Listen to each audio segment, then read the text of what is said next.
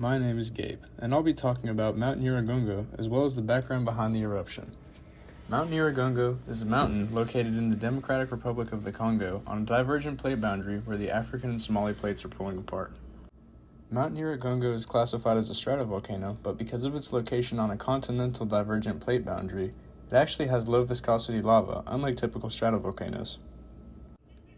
This eruption began on January 17, 2002 at approximately 8:25 a.m. Central African Time. The eruption was spurred by earthquakes and volcanic tremors that were happening in the days preceding January 17th. The eruption began with two parallel fractures in the side of Mount Nyiragongo, followed shortly by several other fractures forming farther south. These fractures spewed lava and harmful gases such as carbon dioxide and sulfur dioxide into the surrounding area. These harmful substances flowed south through the surrounding forest into the city of Goma. Hi, I'm Zachary Pope, and I'll be explaining the impacts of the eruption.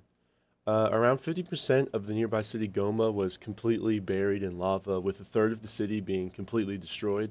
Surprisingly, only 200 people were actually killed in the actual eruption, but 400,000 people were displaced and taken away from their homes. An estimated 12,500 homes were destroyed, with 120,000 people crowding into refugee camps. These refugee camps were very overcrowded with poor hygiene and limited resources, so there was a massive cholera outbreak in each of these camps. With the city being evacuated, mass looting began in Goma, and again, much of the food sources in the area were destroyed, leading to famine. Gases from the eruption were released into the atmosphere, causing acid rain, which decimated local crops and farmland. Much of these gases and ash in the atmosphere and around found their ways into water sources, polluting many of the main water sources near Goma and the surrounding area. After a few days, lava spread into the nearby lake of Kivu, which was already a toxic lake anyway, and started releasing carbon monoxide and killing many of the fish and wildlife living in and nearby the lake.